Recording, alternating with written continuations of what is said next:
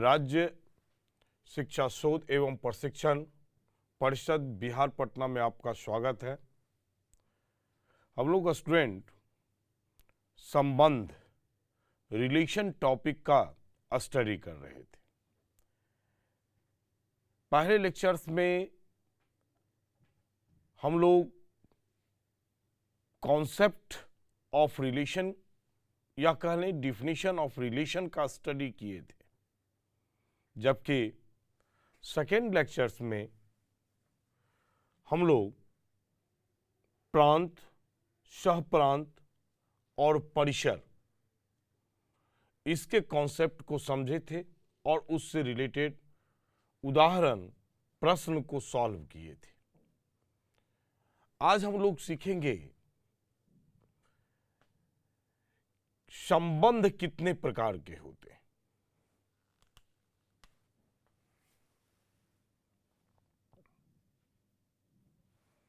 Relation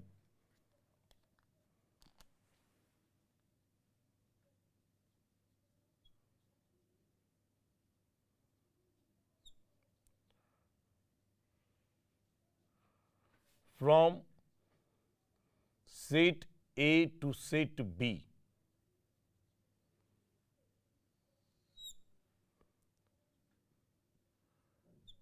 समुच्चय A से समुच्चय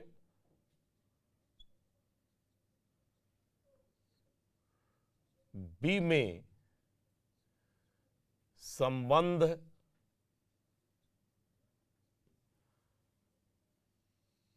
इसका स्टडी कर रहे हैं। इसमें हमें ये जानना है types of relation.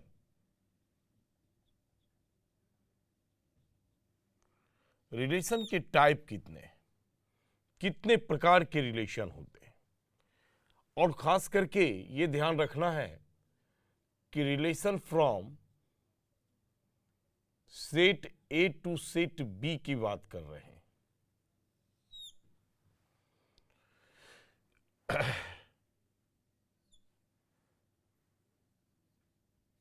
Empty relation number 1,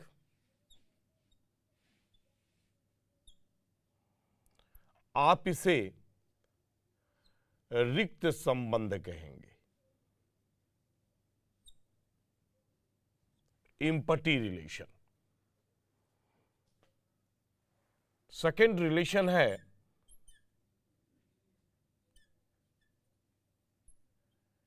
universal relation.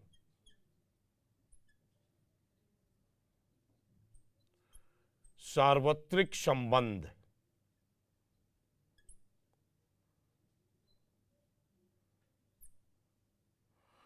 और थर्ड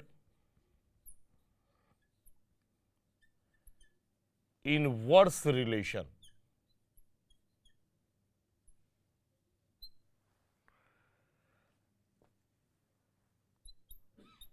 प्रतिलोम संबंध। प्रतिलोम संबंध, ये 3 प्रकार का रिलेशन है। अब इस तीनों प्रकार के रिलेशन को हम लोग एक एक करके बारी बारी से समझेंगे। फर्स्ट में इम्पटी रिलेशन है।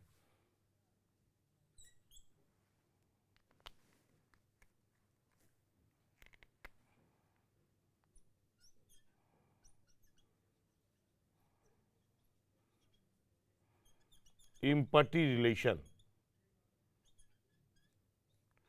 मीन्स रिक्त संबंध। अब ये रिक्त संबंध है क्या है? हमारे पास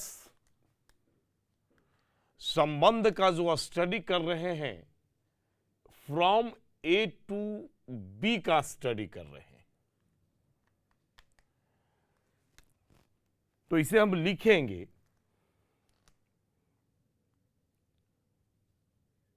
समुच्चय ए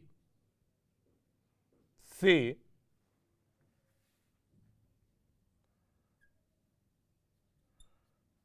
समुच्चय बी में संबंध आर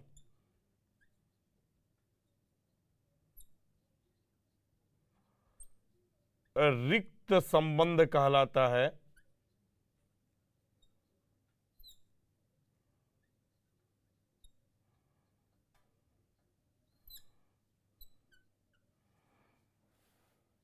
यदि R इक्वस टू 5 हो जाए, R इक्वस टू 5 हो जाए, या ऐसा कह लें कि समुच्चय A का एक भी अवयव समुच्चय B के अवयव के साथ संबंध नहीं रखता है, तब उसको हम लोग रिक्त संबंध कहेंगे। तो इस प्रकार से लैंग्वेज भी लिख सकते हैं, लेकिन ये हमारा एक डिफिनेशन कंप्लीट हो जाता है R इक्वल टू 5। हम इसे लिख सकते थे कि समुच्चय A का कोई भी अवयव समुच्चय B के किसी अवयव के साथ संबंध नहीं रखता हो। समुच्चय A का प्रत्येक अवयव लिख देते हैं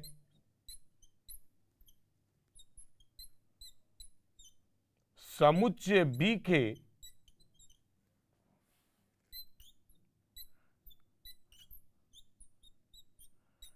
किसी भी अवयव से संबंध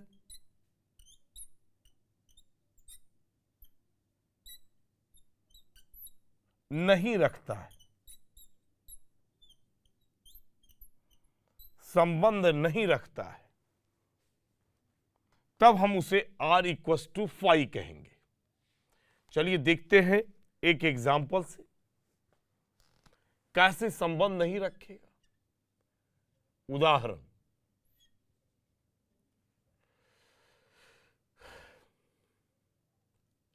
यदि A इक्वस टू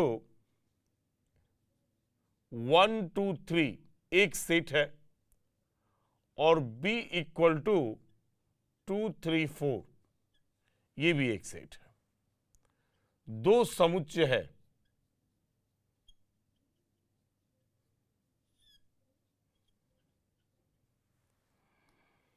अब एक R भी दिया हुआ है,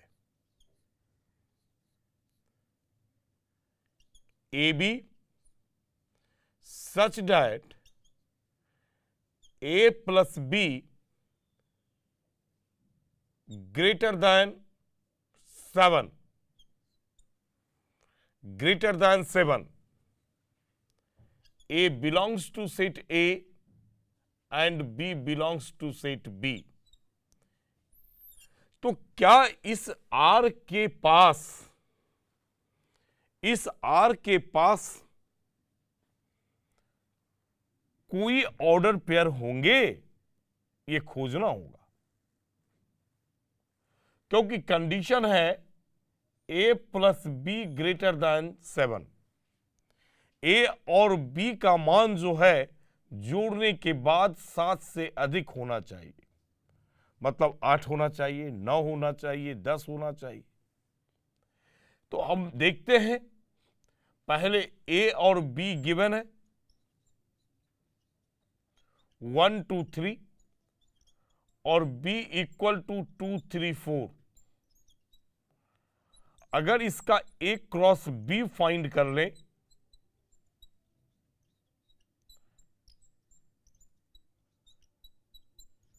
तो रिजल्ट आता है 1 1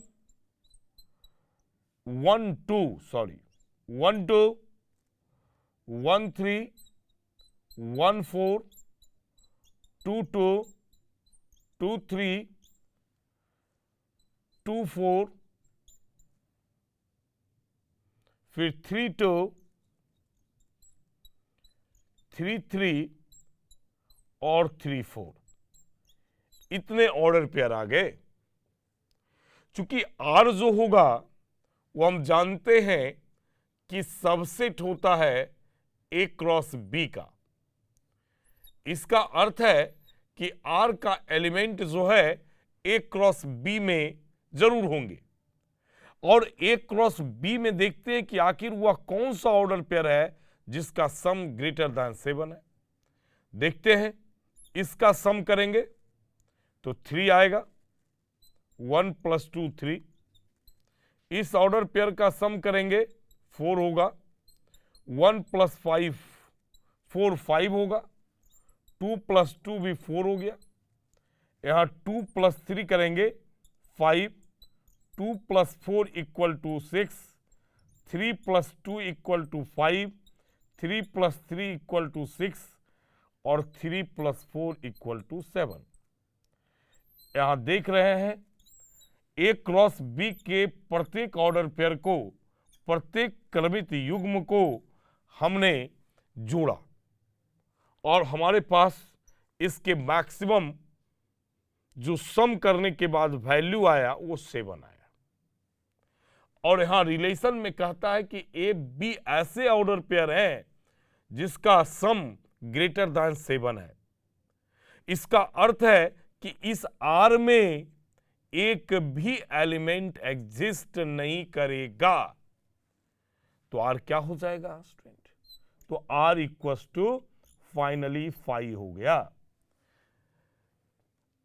आर जब 5 हो गया, एक भी अवयव इसमें नहीं आए, या कहेंगे कि सेट ए का प्रत्येक अवयव या सभी अवयव सेट बी के किसी अवयव के साथ संबंध नहीं रखें, तब उसे हम इम्पटी सेट कहते हैं।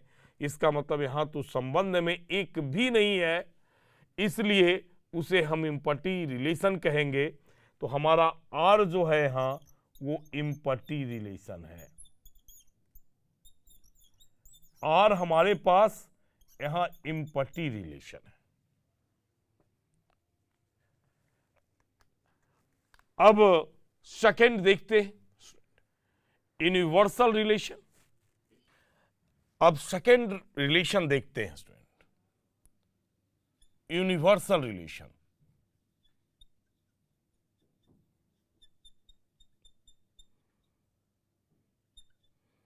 इसे हम सार्वत्रिक संबंध कहेंगे।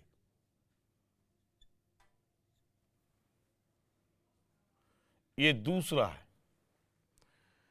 इस संबंध में ए का प्रत्येक अवयव बी के प्रत्येक अवयव से संबंधित रहता है।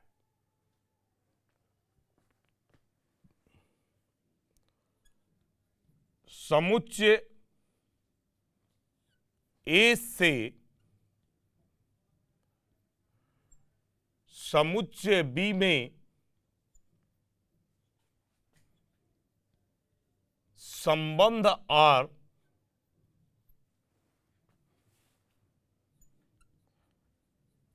सार्वत्रिक संबंध कहलाता है।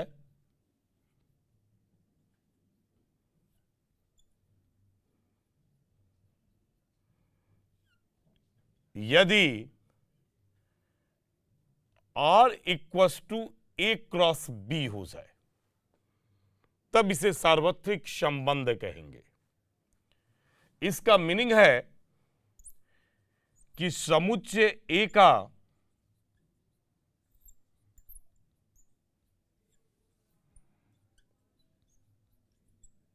प्रत्येक अवयव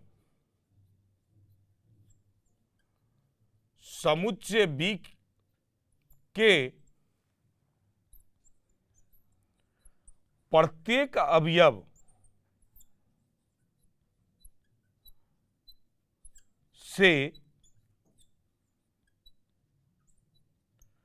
संबंधित हो या संबंध रखता हो। संबंध रखता हो मीन्स ए में जितने भी अवयव होंगे और सेट बी में जितने अवयव होंगे प्रत्येक अवयव एक दूसरे से संबंध रखते हैं। कहने का अर्थ है कि ये हमारे पास दो सेट है, इसमें अवयव 2 हैं और इसमें अवयव 3 हैं। तो ये इस अवयव के साथ भी संबंध रखे और ए का ये भी अवयव के साथ संबंध रखे और इस अवयव के साथ भी संबंध रखे। उसी प्रकार से ये बी का जो सेकेंड अवयव है वो भी फर्स्ट अवयव के साथ संबंध रखेगा, फिर सेकेंड के साथ भी संबंध रखेगा, थर्ड के साथ भी संबंध रखेगा। मतलब ए का प्रत्येक अवयव बी के प्रत्येक अवयव से संबंधित हो जाए तब हम उसे यूनिवर्सल रिलेशन कहेंगे। तब इस संबंध को यूनिवर्सल रिलेशन कहेंगे, सार्वत्रिक संबंध कहेंगे। इसलिए हम इस संबंध को डायरेक्ट लिख दिए हैं A R equals to A cross B, R equal to A cross B. एक एग्जाम्पल लेते हैं।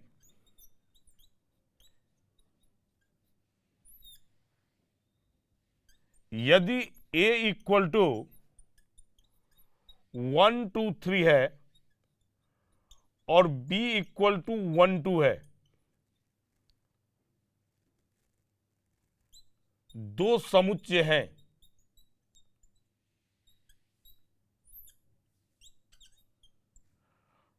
और R है AB such that A plus B greater than and equal to 2, A belongs to set A and B belongs to set B। ये एक question है। A plus B greater than equals to 2। अब A और B given है तो A cross B निकालते हैं। 1 2 3 cross 1 2, final आ गया 1 1 1 2 2 1 2 2 3 के साथ 1 ऑर्डर पेयर में, तो 3 1 और 3 2। अब देखते हैं फर्स्ट ऑर्डर पेयर का सम कितना हो गया। फर्स्ट ऑर्डर पेयर का सम 2 है। ये सेकेंड ऑर्डर पेयर का सम क्या हो जाएगा, 3 हो जाएगा। ये थर्ड ऑर्डर पेयर 2 1 का भी सम 3 हो गया। इस ऑर्डर पेयर का सम भी हमारे पास 4 हो गया। इस ऑर्डर पेयर का भी सम 4 आ गया और इस ऑर्डर पेयर का सम हमारे पास 5 आ गया। इस प्रकार से जब फाइनल सम को देखते हैं तो सभी का सम 2 या 2 से अधिक है और रिलेशन भी है a plus B greater than equals to 2, माने सम a प्लस बी 2 होना चाहिए या फिर 2 से ग्रेटर देन होना चाहिए। इसका अर्थ है कि R में जो हमारे पास एलिमेंट होंगे वो सभी एलिमेंट होंगे, 1 1 भी होगा, 2 2 भी होगा, 2 1 भी आएंगे, 2 2 भी आएंगे, 3 1 आएंगे और 3 2 आएंगे, 3 2 आएंगे। तो फाइनली हम कह सकते हैं यहां से ये सारा एलिमेंट आपका A क्रॉस B का है और ये टोटल A क्रॉस B का टोटल एलिमेंट आपका R का एलिमेंट हो गया। या कह लें कि A क्रॉस B में के सभी ऑर्डर्ड पेयर, सभी क्रमित युग्म हमारा R का क्रमित युग्म हो गया। इसलिए R जो है और A क्रॉस B हमारा दोनों इक्वल है। और जब दोनों इक्वल है तब हम कहेंगे कि R एक कैसा रिलेशन है, तो R एक यूनिवर्सल रिलेशन है, या कह लें कि R एक सार्वत्रिक संबंध है।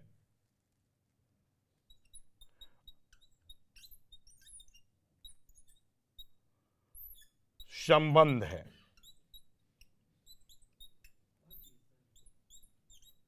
आर एक सार्वत्रिक संबंध है।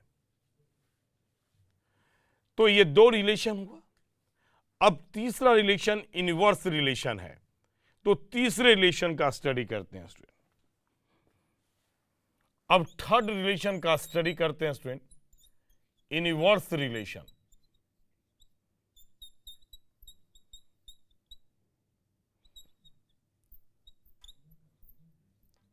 प्रतिलोम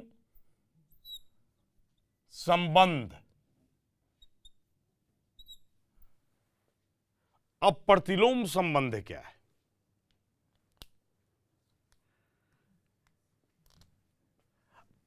फर्स्ट ऑफ ऑल एक रिलेशन पहले मानते हैं।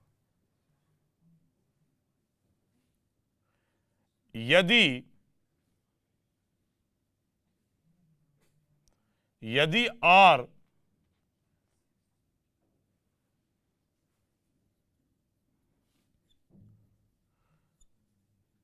समुच्चय ए से समुच्चय बी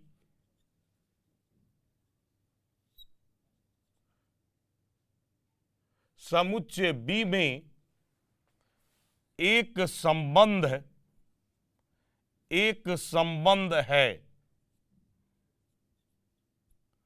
इसका मतलब है कि हमारा जो आर है वो कैसा संबंध है जिसका ऑर्डर पेयर ए बी है और ये फर्स्ट एलिमेंट सेट ए से बिलोंग करेगा और साथ में इसका सेकेंड एलिमेंट सेट बी से बिलोंग करेगा, सेट बी से बिलोंग करेगा। ये आर है। अब हमें ढूंढना है, हमें यह समझना है कि इनवर्स रिलेशन क्या होगा। तो अगर इस रिलेशन का प्रतिलोम रिलेशन निकालना है, हमारे पास आर का प्रतिलोम ज्ञात करना है।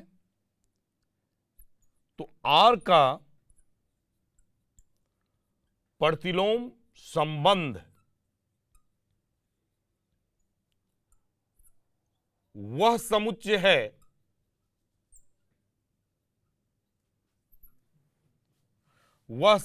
है जिसमें आर का सभी क्रमित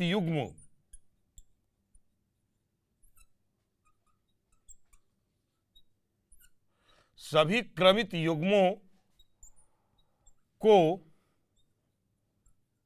बदलने से प्राप्त होता है।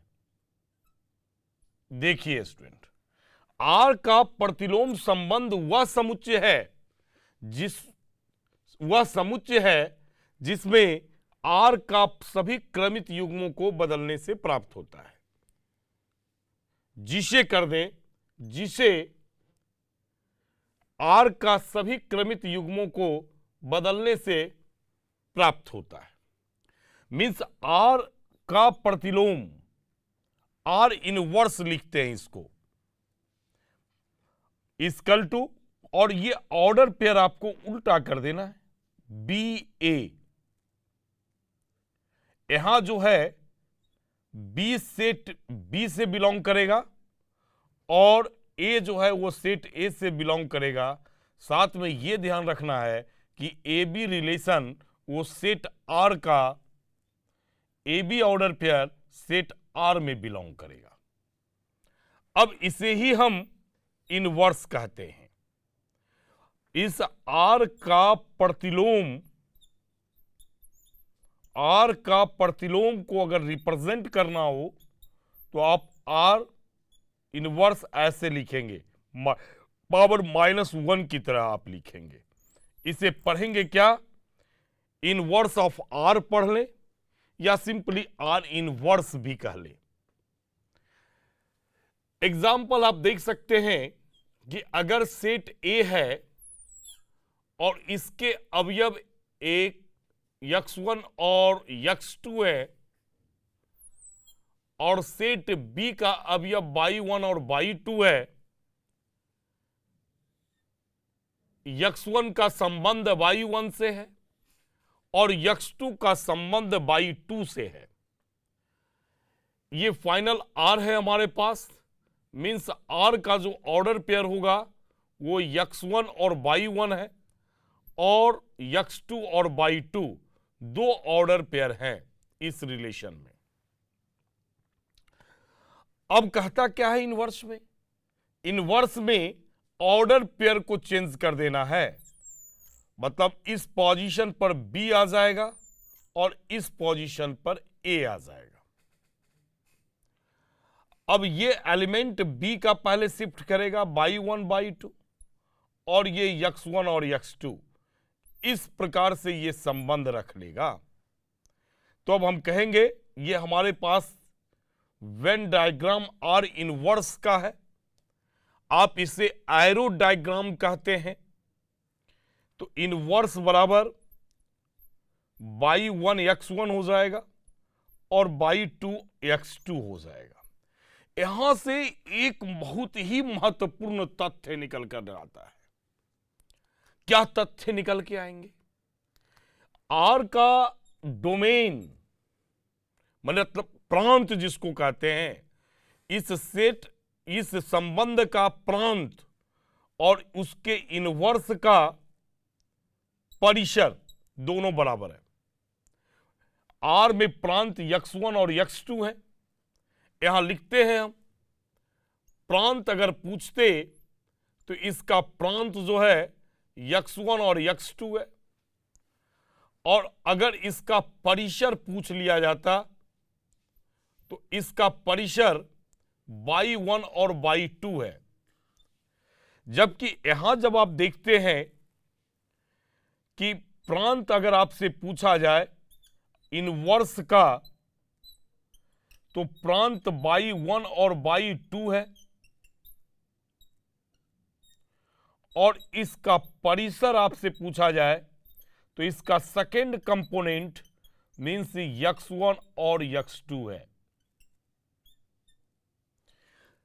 तो देखते हैं कि इसका प्रांत और ये परिसर दोनों बराबर है। ये बहुत ही इंपॉर्टेंट तथ्य है, इसे हम नोट करके लिख देते हैं। क्या फाइंड हुआ? प्रांत, प्रांत किसका? रिलेशन का, संबंध का। तो रिलेशन का प्रांत जो है वो परिसर हो जाता है, तो वो परिसर के बराबर होगा। किसके परिसर के बराबर होगा? तो इनवर्स के परिसर के बराबर होगा। और अगर कहा जाए परिसर R का, तो ये किसके बराबर होगा? तो प्रांत के बराबर होगा। और किसके? तो R इनवर्स का। ये दोनों तथ्य बहुत ही इंपॉर्टेंट है और ऑब्जेक्टिव एग्जामिनेशन में ये एग्जाम में भी बराबर पूछा जाता है, बोर्ड एग्जामिनेशन में स्टूडेंट।